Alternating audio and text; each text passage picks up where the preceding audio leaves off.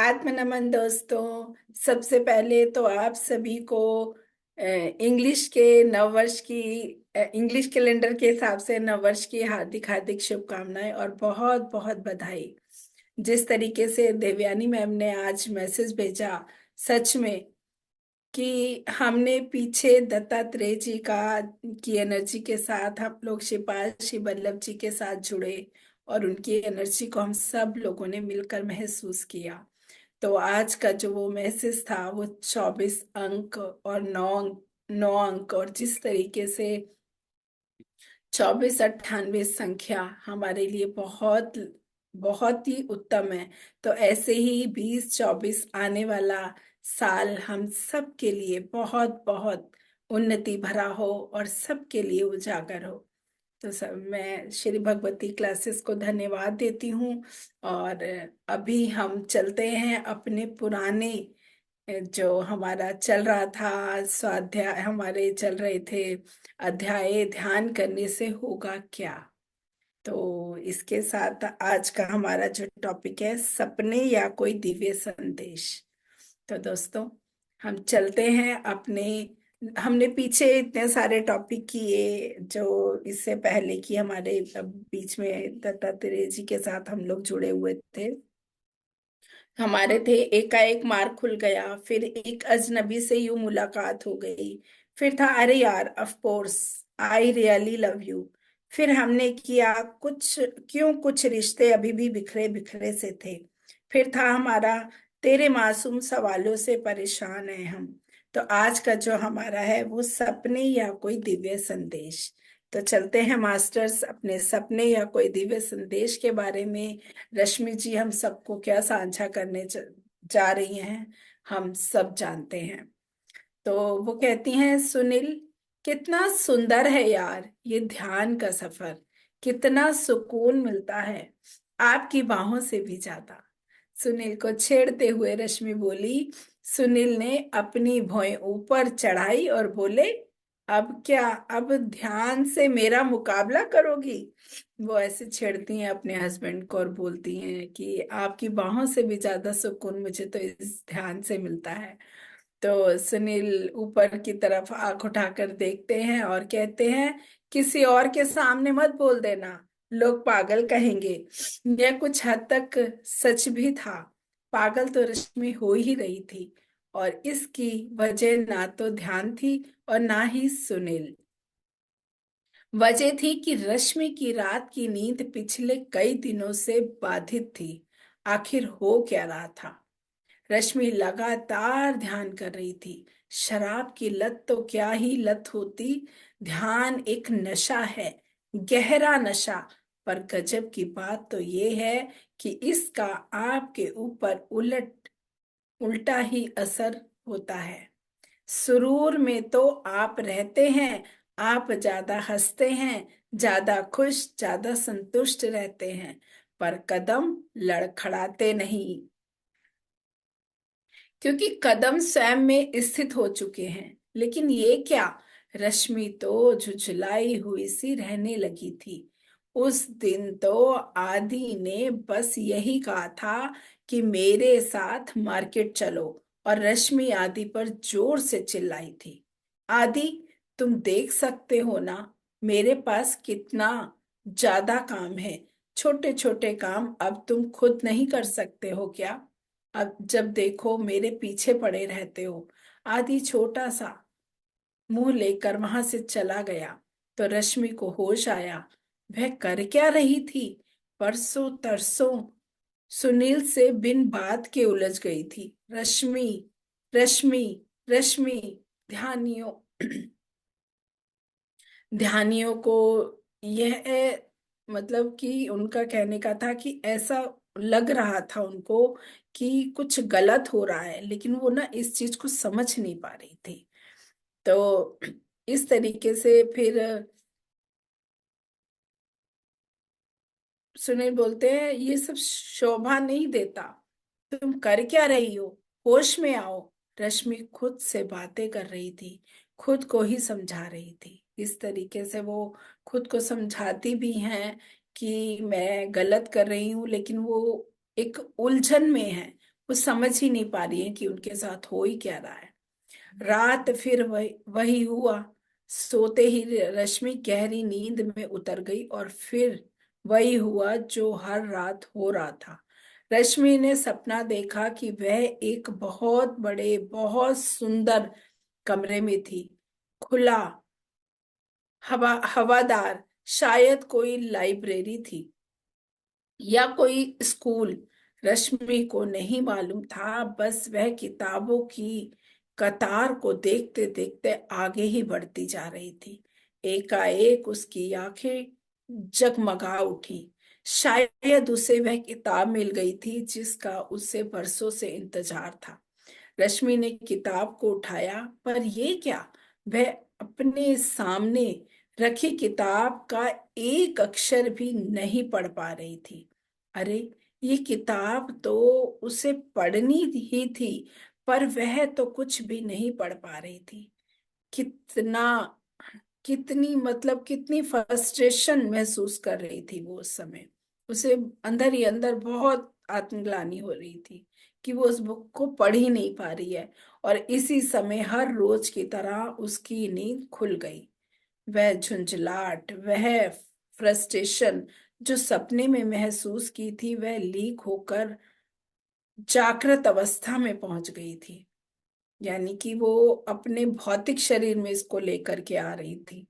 अगली रात फिर वही। पर आज रात रश्मि तैयार थी, कोई कम थोड़े ना थी।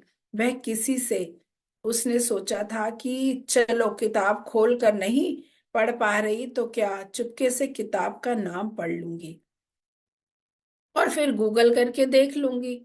फिर वही सब हुआ। रश्मि ने किताब निकाली, मन में गुदगुदी हुई, वैसे वैसे ही जैसे शायद नए नए चोर, नए नए मतलब कि कहने का नए नए चोर को होती होगी। चुपके से नाम पढ़ने ही जा रही थी कि ये क्या! नाम इतना धुंधला था कि वह एक शब्द भी नहीं पढ़ पाई। और इसी समय रश्मि की नींद फिर से खुल गई। रश्मि का मन तो किया कि किसी को पकड़ कर पीट दे, और इस पर सुनील ने भी उसे डांट दिया। रश्मि प्लीज जाओ, तुम कॉलेज में ही ठीक हो। तुम्हारे इन अजीब अजीब मूड से मैं नहीं मैं ही नहीं, बच्चे भी परेशान हो गए हैं। Just go. इस तरीके से सुनील रश्मि को बोलते हैं। क्या अजीब होती है ना सपनों की दुनिया। दिन के करीबन 6 से 8 घंटे आप नींद में बिताते हैं और आपको कोई होश नहीं कि उस दौरान आप कहाँ थे, आपका क्या हुआ था। आपको तो ये भी होश नहीं होता कि आप गरीब थे या अमीर थे, रोगग्रस्त थे या दुरुस्त थे। कुछ भी नहीं मालूम था। उस समय सब भूले बैठे थे। आप और स्वप्न लोक में गोते खा रहे थे। कितने रहस्यमयी होते हैं सपने, कितनी रहस्यमयी होती है ये अवस्था। इस रहस्य की ओर इशारा करती एक बहुत सुंदर कहानी प्राचीन काल चीन से आती है। एक महान चीनी दार्शनिक थे जिनका नाम था चुंडंग तजु। एक दिन बहुत दुखी बैठे थे। शिष्यों ने उनसे उनकी चिंता का कारण पूछा तो बोले कि रात को उन्होंने स्वप्न देखा कि वह एक सुंदर तितली थे और रंग बिरंगे फूलों पर मंडरा रहे थे। शिष्य जो होते हैं वो सोच में पड़ जाते हैं कि इसमें परेशान होने जैसी क्या बात थी। तो चुंडुंग तजु बोले कि अब मैं नींद से जाग गया हूं, तो सोच रहा हूं कि ये मेरा सपना था कि मैं एक तितली था, या इस समय तितली सो गई है और सपना देख रही है कि वह चुंडुंग तजु है। जब सुनील ने रश्मि को यह कहानी सुनाई थी तो दोनों हंसे थे। भला तितलियां भी कोई सपने देखती हैं? पर अगर सोचा जाए तो रश्मि के साथ यही हो रहा था। जागृत अवस्था और स्वप्न अवस्था एक दूसरे में मानो घुल मिल रहे थे। हैरान परेशान रश्मि सोचते सोचते बाहर धूप में चली गई। क्या हुआ रेशम, क्यों इतनी परेशान हो? रश्मि एकदम से सकपका गई। नहीं, कुछ नहीं, कोई प्रॉब्लम नहीं है। तुम्हारे शब्दों की ही नहीं, तुम्हारी नैनों की भाषा को भी पढ़ सकता हूं, ऐसा सुनील बोलते हैं। मैं और आंखें कभी झूठ नहीं बोलती। सुनील रश्मि की तरफ प्यार से देखते हुए बोले, क्या छुपा सकती थी रश्मि ऐसे इंसान से? सुनील, आप हंसेंगे? तो सुनील कहते हैं, नहीं बाबा, बोलो तो सही, नहीं हंसूंगा। तो सुनील, मैं रोज रात को लगभग एक ही तरह का सपना देखती हूँ, ऐसा रश्मि बोलती है उन्हें। मैं देखती हूँ कि मैं एक बहुत बड़े हॉल में हूँ, जैसे कोई लाइब्रेरी में अपनी पसंदीदा किताब को उठाती हूँ, उसे पढ़ने के लिए बैठती हूँ, पर ये क्या, मैं उस किताब में एक अक्षर भी नहीं पढ़ पाती हूँ। मैं देखती हूँ कि किताब में काफी सारी जगह पर रंगीन पेन से लाइनें अंडरलाइन की हुई हैं। सपने में ही मैं जानती हूँ कि ये लाइनें लाइनें मैं पढ़ना चाहती हूँ, ऐसा वो बोलती है कि मैं ये लाइनें पढ़ना चाहती हूँ। तो मेरे लिए बहुत ये लाइनें मेरे लिए पढ़ना बहुत बहुत जरूरी है, जैसे मेरी जिंदगी उन पर निर्भर करती हो। सपना तो मैं ये कई दिनों से देख रही हूँ, पर पिछले कुछ दिनों में मेरी मुश्किलें बढ़ती ही जा रही हैं, ऐसा वो कहती हैं। यहाँ तक कि नींद से उठने के बाद भी मेरा मूड खराब ही रहता है। इस तरीके से वो सुनील से अपनी वार्तालाप करती हैं और उन्हें बताती हैं कि मैं बहुत परेशान हो रही हूँ, मैं समझ नहीं पा रही हूँ, ना तो मैं उनको पढ़ पाती हूँ, पढ़ भी नहीं पाती हूँ, मैं करूँ तो करूँ क्या? फिर ऐसा लगता है ये सपने मुझे कोई संदेश दे रहे हैं। रश्मि सुनील की तरफ देख रही थी। सुनील के हाव भाव जो होते हैं वो बदल जाते हैं, हाव भाव समझने की कोशिश कर रही थी। सुनील को मन ही मन हंसी आ रही थी। सोच रहे थे खोदा पहाड़ और निकली चुईया, पर रश्मि को इतना सीरियस देखकर वह चुप रहे। रश्मि रश्मि ने उनसे सलाह की अपेक्षा कर रही थी, मतलब वो सलाह की सुनील से। तो सुनील को कुछ समझ ही नहीं आ रहा था। फिर एकाएक उन्हें याद आया कि रश्मि के एक अच्छे दोस्त थे, डॉक्टर संजय। सुनील को वह कुछ खास पसंद नहीं थे। रश्मि उनकी कुछ ज्यादा ही तारीफ करती थी और कभी कभी सुनील को जलन होने लगती थी। पर आज सुनील को डॉक्टर साहब का ही नाम याद आया। चाहे जो भी हो, डॉक्टर साहब आध्यात्मिक व्यक्ति थे। वे रश्मि को मतलब ऐसे सलाह दे पाएंगे, मतलब उन्होंने कहा, सुनील बोले कि वो तुम्हें सलाह दे पाएंगे। अरे रश्मि, डॉक्टर साहब से बात कर लो, वह तुम्हें गाइड कर सकते हैं, गाइड करेंगे, ऐसा सुनील बोलते हैं, वो शायद तुम्हें गाइड कर पाएंगे। रश्मि को बात जम गई। उसने तुरंत ही डॉक्टर साहब का नंबर मिला दिया। डॉक्टर साहब के फोन उठाते ही रश्मि ने मानो एक ही सांस में पूरी बात कह डाली।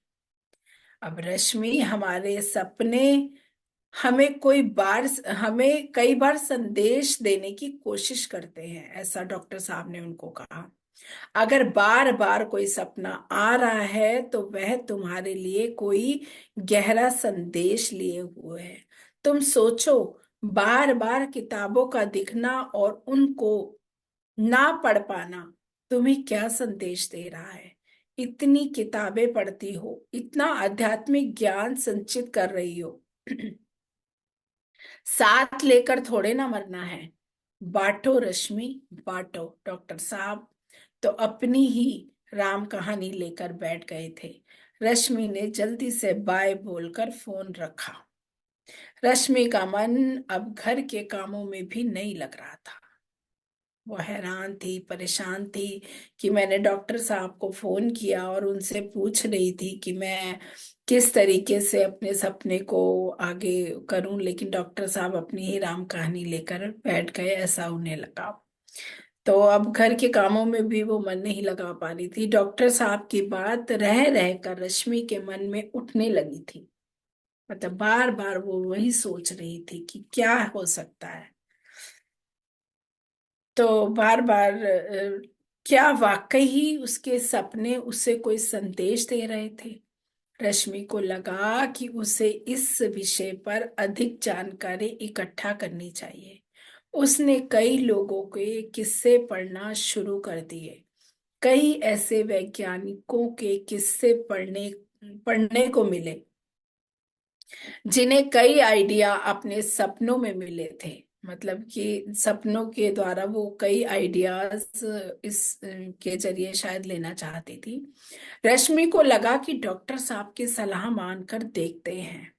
उसने आध्यात्मिक किताबों में छोटे छोटे संदेश छाटकर सबके साथ बांटना शुरू कर दिए। वह कई व्हाट्सएप ग्रुप पर थी। उसने इन सभी ग्रुप पर सुंदर सुंदर जीवन परिवर्तित करने वाले आध्यात्मिक मैसेजेस शेयर करना शुरू कर दिए। डॉक्टर साहब की बात सच निकली। तो इस तरीके से वो डॉक्टर साहब की बात सच निकली, ऐसा उनको लगने लगता है कि डॉक्टर साहब की बात सच निकली। जब वो मैसेज शेयर कर रही होती हैं तो उनको ऐसा लगता है कि उनकी बात सच निकली। तो उसके सपने उसे यही संदेश दे रहे थे कि वे ज्ञान को अपने तक सीमित ना रखे। ज्ञान का गुण जो होता है वो धर्म है कि वह बांटने से ही बढ़ता है। उसने पत्री सर से भी वही बात सीखी थी। सर हमेशा कहते थे कि जो आता है बांटो। अच्छा खाना बनाना जानते हो तो उसे सबको सिखाओ। ध्यान करना जानते हो तो सबको सिखाओ। संगीत की दिशा ली है तो सबको संगीत सिखाओ। कितने आसान शब्दों में सर ने ब्रह्मांड का कितना बड़ा सूत्र सबको लिखा दिया था। जो भी अपने जीवन में बढ़ना चाहते हो उसे बांटो। मजे की बात तो ये है कि हमने तो हमेशा इसके विपरीत ही सुना था। हम तो अपनी तिजोरियां भरने में ही विश्वास रखते थे।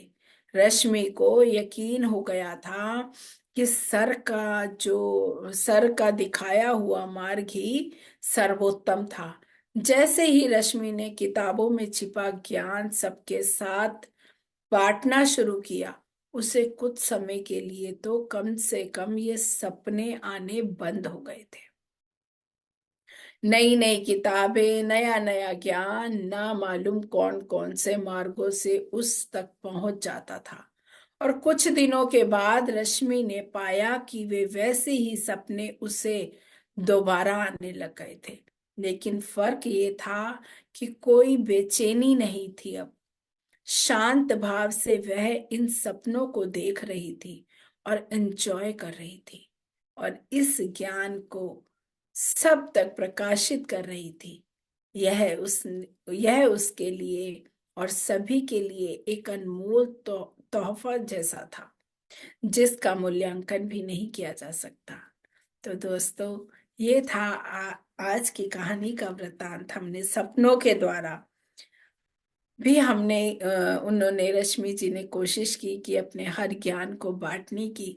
और जब वो उन्होंने अपने ज्ञान को बांटा, जैसे ही ज्ञान को बांटा, ज्ञान बांटने के साथ साथ उनके जो अंदर की बेचैनी थी वो खत्म हो गई, खत्म होती चली गई। और जब बेचैनी खत्म हो गई तो सपनों के ज्ञान को इस तरीके से उन्होंने उजागर किया था अपने, कि देखो, अपनी कहानी उन्होंने अपनी जुबानी इस ध्यान करने से होगा क्या बुक में लिख डाली।